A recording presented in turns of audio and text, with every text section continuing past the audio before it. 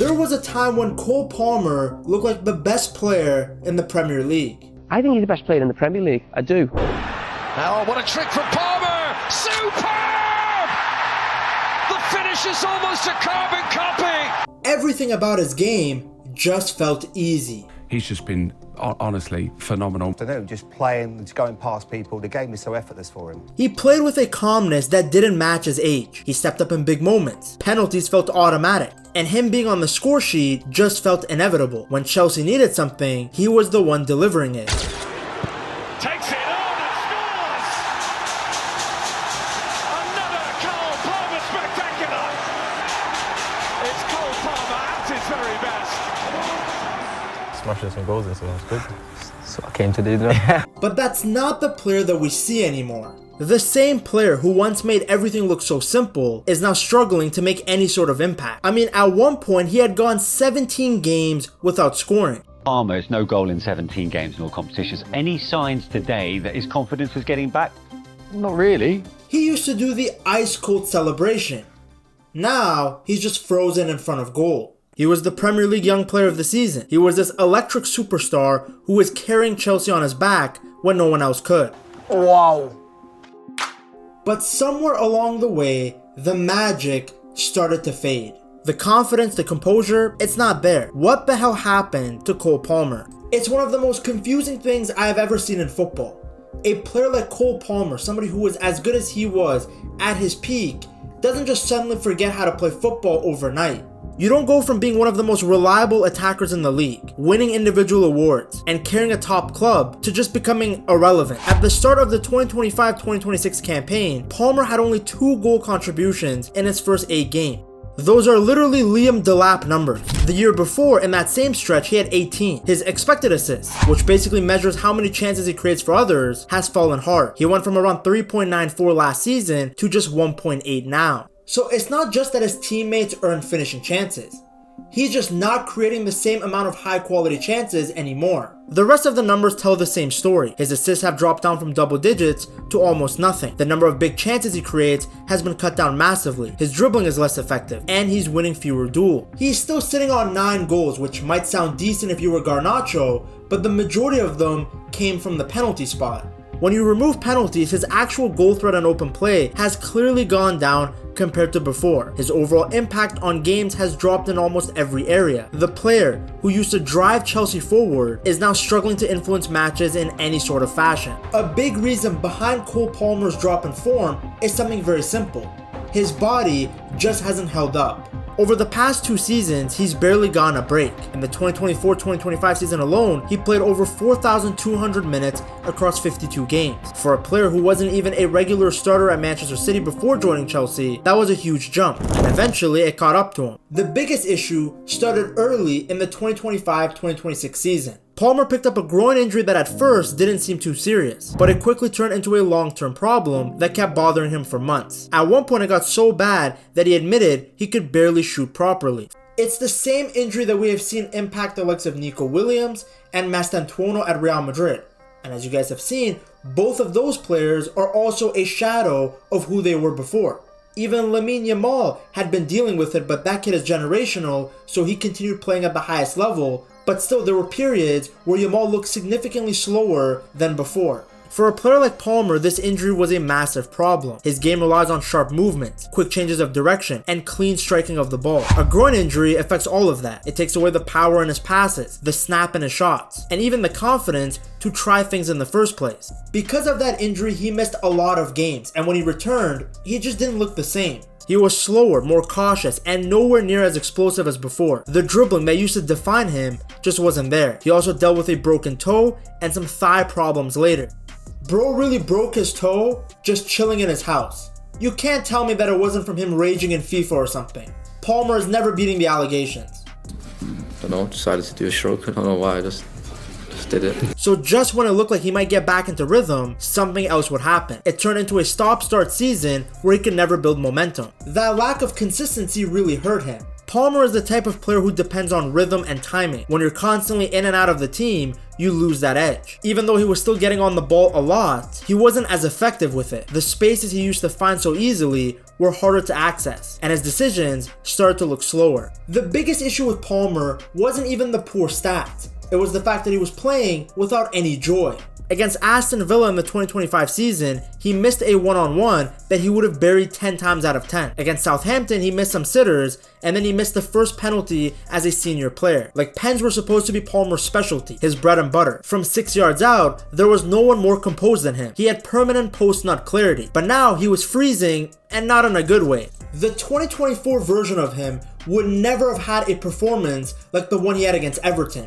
In 91 minutes on the pitch against Everton, he had 0 shots. Only the 5th time that has happened in the 61 Premier League games that he had started for Chelsea at the time. He also only had 1 touch in the opposition penalty area. Now, these touches would be fine for a tempo dictating central midfielder, but Palmer is the best finisher on the team, the best goal scorer. He's at his best closer to goal, making things happen, scoring, creating. But if we look at where he received the ball in the match against Everton, for example, he was way too far from goal to threaten Pickford. I really want to focus on this Everton game from the 2024-2025 season because it really perfectly illustrates the difference between the old Cole Palmer and this new version of him.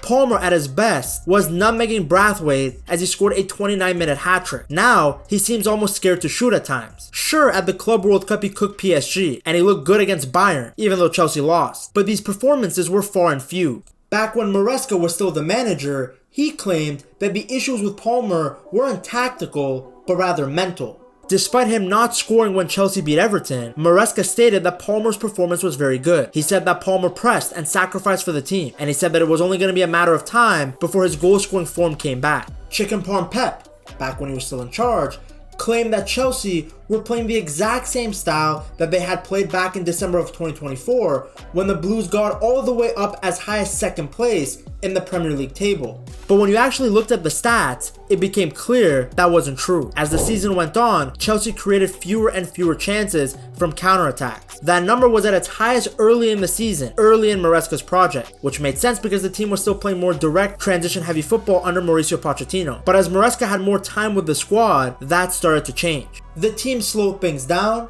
they stopped playing direct, and the fast break opportunities got less and less.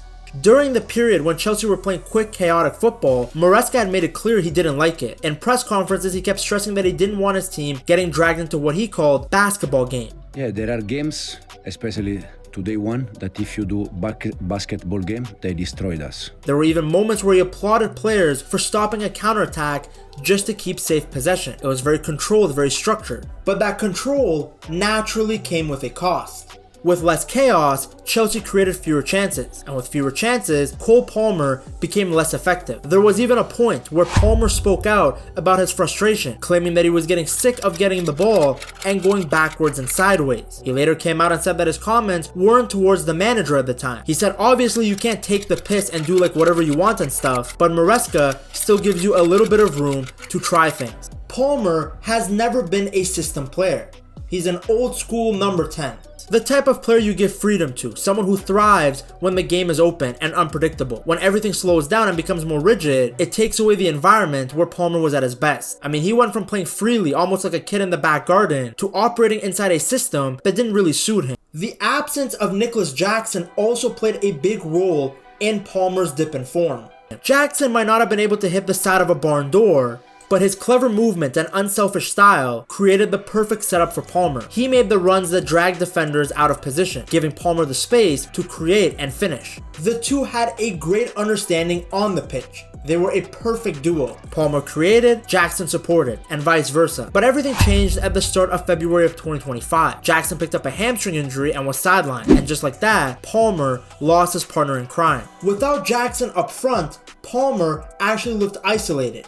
He didn't have somebody in front of him who knew where to go and how to drag defenders away. With Jackson on the pitch, Palmer had been scoring at a rate of roughly 0.64 goals per game and was assisting often too, but without him, that number was cut in half. And the assists? they were gone. There was a game against Aston Villa in the 2024-2025 season where Chelsea lost 2-1. Palmer tried to slip a pass through to Nkunku, but it was too heavy. The ball rolled out for a goal kick. Palmer then turned, threw his hands in the air, and shook his head. It was a sign of just how much he missed the connection he had with Jackson. Then of course Jackson was sent out on loan to Bayern, so Palmer continued to struggle in the 2026 season. A big part of Palmer's drop-off isn't even about football. It was about everything going on around him at Chelsea. They invested heavily in young players, but they didn't actually build a proper team.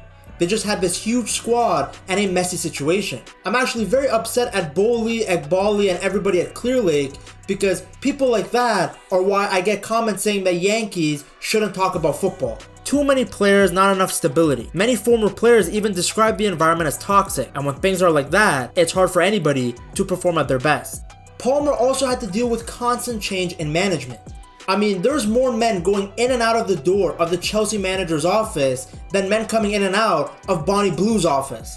In a short period of time, he played under Mauricio Pochettino, Enzo Maresca, Liam Rossinier, and even under Callum McFarlane. That kind of instability makes it almost impossible for a player to feel settled or fully comfortable in their role. And then came the rumors. In early 2026, there were strong links to a move to Manchester United. Palmer had grown up supporting them, and reports suggested he was starting to feel homesick in London. It became a full media story. Some fans started to question him. They believed that he wasn't trying his best. The worst part is that as his poor form continues, you can see the mental and emotional burden on Palmer's shoulders. At times, it literally looks like an anchor weighing him down. This was a player who was used to scoring or assisting in every single match, so a goal drought was completely brand new to him.